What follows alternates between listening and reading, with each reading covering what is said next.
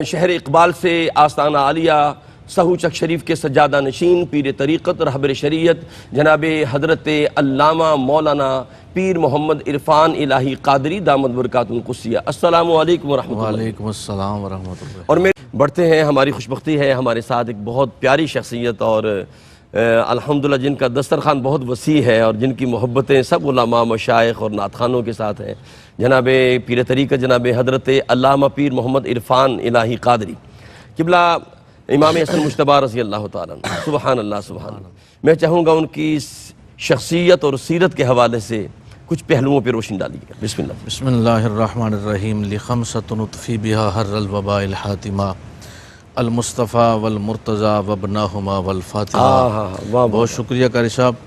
دیکھیں ان کے علاوہ کس کی شخصیت اور سیرت ہوگی کہ جن کو گٹی لعاب مصطفیٰ کی نصیب ہوتی ہے اور جن کو سواری دوش مصطفیٰ نصیب ہوتی ہے، کیا بات ہے، اور جو نبی پاک علیہ السلام کے ساتھ شب و روز گزارتے ہیں، ہر کسی کو میرے کریم کی بارگاہ میں شرف قدم بوسی کسی نہ کسی عمر کے حصے میں نصیب ہوا۔ جی، کوئی 30 سال میں، کوئی 40 سال میں، کوئی 20 سال میں، اور ان کا مقام اور شرف یہ ہو جاتا ہے کہ چلتے تو مکے کی گلیوں میں ہیں اور قدموں کی آہٹ جنت میں سنائی دیتی ہے۔ اور اس امام حسن مجتبیٰ شبیہ مصطفیٰ کی سیرت اور شخصیت کی کیا شان ہے کہ جس کو چلنا میرے مصطفیٰ سکھاتے ہیں، جس کو بیٹھنا حضور سکھاتے ہیں، جن کو اوڑھنا حضور سکھاتے ہیں، نوالا اٹھانا حضور سکھاتے ہیں، جیسے کہ میرے کریم کی حیات طیبہ کا ہر عکس ان میں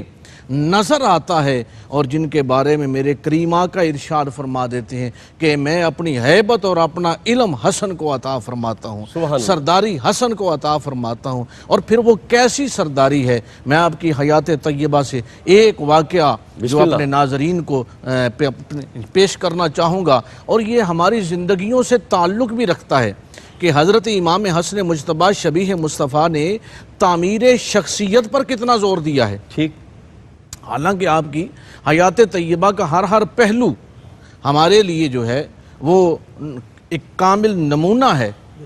حج کے لیے تشریف لے جا رہے تھے امام حسن مجتبیٰ شبیہ مصطفیٰ اور امام عالی مقام کشتہ تیغ رضا امام حسین علیہ السلام اور حضرت جناب سیدنا عبداللہ بن جعفر رضی اللہ تعالیٰ عنہ یہ تشریف لے جا رہے ہیں حج کے لیے، اور جس پر زاد راہ تھا نا، جس سواری پر، وہ تھوڑا پیچھے رہ گئی، تو آپ کو بھوک محسوس ہوئی، ایک مقام پر رکے، ایک جھونپڑی تھی، وہاں ایک بڑھیا ہے، اسے آپ فرماتے ہیں کہ ہمیں پیاس لگی ہے، تو اس نے ایک بکری کا دودھ دہا، ٹھیک ہے، اور ان شہزادوں کو پیش کر دیا۔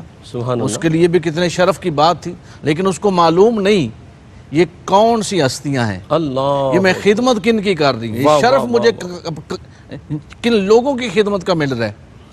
دودھ نوش جان فرمانے کے بعد آپ نے فرمایا کچھ کھانے کے لیے ہے، تو عرض کیا کھانے کے لیے تو کچھ نہیں، ایک بکری میرے پاس موجود ہے، اگر آپ کہتے ہیں، وہ چہرے ہی ایسے تھے نا کہ ان کو دیکھ کر اس کی زبان پر انکار ہی نہیں آ رہا، اللہ اکبر، انکار کیسے کر سکتی ہے۔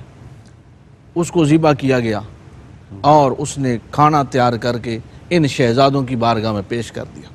کھانا تناول فرمانے کے بعد جب واپس پلٹے جانے لگے تو آپ نے فرمایا کہ کبھی ہماری ضرورت پڑی نا تو ہم قریشی ہیں، ہاشمی ہیں، مصطفیٰ جان رحمت کے خاندان سے ہیں، تو کبھی ہمارے پاس آنا، ہمارے در پہ بھی آنا۔ واہ واہ واہ واہ واہ۔ وہ بڑھیا کا شوہر جب شام کو گھر پہنچا تو اس نے کہا کہ ایک ہی بکری تھی، وہ تو میں نے، وہ اس طرح مہمان آئے تھے، ان کے چہرے ہی ایسے تھے کہ میں انکار نہیں کر سکی، وہ کون تھے، کہاں سے آئے تھے، اب یہ مجھے معلوم نہیں۔ وہ اس پہ تھوڑا ناراض ہوا کہ ان کا پتہ بھی نہیں، معلوم بھی نہیں، کہاں سے آئے، کون تھے، تو جو پاس تھا ان کو کھلا دیا، اب کیا کریں۔ بسم اللہ۔ حالات خراب ہوتے گئے، کچھ دنوں کے بعد یہ وہ مدینہ طیبہ میں آئے، وہاں محنت مزدوری باہر کا پرسان حال ہے، برا حال ہے۔ ایک دن وہ امام حسن مجتبیٰ شبیہ مصطفیٰ کہ جس دہلیز پر جبرائیل بھی آتے ہیں، اب اس دہلیز کے آگے سے وہ بڑھیا گزری ہے۔ امام حسن مجتبیٰ نے پہچان لیا، فرمایا ادھر آؤ، تم وہ نہیں کہ وہ فلاں جھونپڑی میں ہم نے آپ کے پاس کھانا کھایا تھا؟ ہاں جی وہی ہیں۔ آپ نے فرمایا اپنے خادم کو بلایا، خادم کو بلا کر فرمایا اسے 1000 بکریاں اللہ خرید کر دو اکبر، اور واہ واہ 1000 دینار عطا فرما دیا۔ کیا اور خوبصورت، یہ عطا فرمانے کے بعد فرمایا خادم سے کہ اب ان کو امام حسین علیہ السلام کے پاس لے جاؤ اور بتاؤ یہ وہی بڑھیا ہے، میں اپنی بات مکمل کر رہا ہوں، یہ وہی بڑھیا ہے جس نے ہماری خدمت کی تھی۔ اللہ اب ان کے پاس پہنچے تو امام عالی مقام نے فرمایا کہ بھائی حسن سے کیا ملا ہے؟ حضور 1000 دینار ملا ہے، 1000 بکریاں ملی ہیں، آپ نے بھی 1000 دینار اور 1000 بکریاں عطا فرمائی اور خادم سے فرمایا ان کو عبداللہ بن جعفر کے پاس لے جاؤ، وہ ان کے پاس لے کر جاتے ہیں، یہ وہ بڑھیا ہے جس نے آپ کی خدمت کی تھی۔ فرمایا وہاں سے کیا ملا ہے؟ 2000 دینار مل گئے ہیں، 2000 بکریاں ملی ہیں۔ عبداللہ بن جعفر نے اپنے پاس سے 2000 بکریاں 2000 دینار دیے تاکہ تجھے پتا چلے کہ ہم کن کریموں اور کن سخیوں کی بارگاہ میں آئے ہیں۔ تو قاری صاحب ہمارے لیے بھی شرف ہے، ہم ان کریموں کا ذکر کر رہے ہیں جو ہمارے لیے روز محشر شافی بنیں گے۔ کیا بات ہے پیر صاحب، کمال کر دیا آپ نے۔ بس اس شعر کے ساتھ وقت قبلہ پیر صاحب آپ کی خدمت میں حاضر ہوتے ہیں اور پیغام امام حسن مجتبیٰ کی بارگاہ میں جو پیغام آپ دینا چاہیں، بسم اللہ۔ امام حسن علیہ السلام کا فرمان عالی شان ہے کہ 4 طرح کے لوگ ہیں۔ جی، ایک وہ ہیں جن میں عمل ہے اخلاق نہیں، اللہ اکبر، دوسرے وہ ہیں جن میں اخلاق ہے عمل نہیں، ٹھیک ٹھیک، تیسرے وہ ہیں جن میں نہ عمل ہے نہ اخلاق ہے، اللہ، چوتھے وہ ہیں جن میں عمل بھی ہے اخلاق بھی ہے۔ کیا کہنے، یعنی یہ ہمارے لیے ایک پیغام ہے ہماری زندگی کے لیے۔ اور اب اگر ہم امام حسن مجتبیٰ کا اخلاق دیکھیں کہ آپ تشریف فرما ہے، ایک شخص آتا ہے اور آپ کو برا بلا کہنا شروع کر دیا، غلط جملے بولنے شروع کر دیے، امام حسن مجتبیٰ شبیہ مصطفیٰ آگے سے مسکرا کے فرماتے ہیں تجھے بھوک لگی ہے؟ واہ واہ واہ واہ واہ، سبحان اللہ، وہ پھر اسی طرح کے جملے دہرا رہا ہے۔ آپ فرماتے ہیں تمہیں پیاس لگی ہے؟ وہ پھر وہی جملے دہرا رہا ہے۔ آپ فرماتے ہیں تمہیں کوئی سخت تکلیف پہنچی ہے؟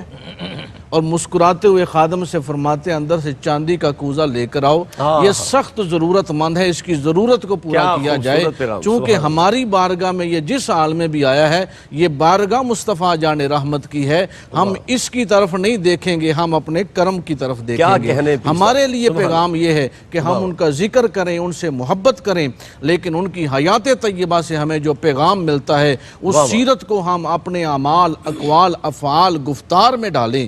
کہ اقبال نے کہا تھا اقبال بڑا اپدیشک ہے، من باتوں میں مو لیتا ہے، گفتار کا یہ غازی تو بنا، کردار کا غازی بن نہ سکا۔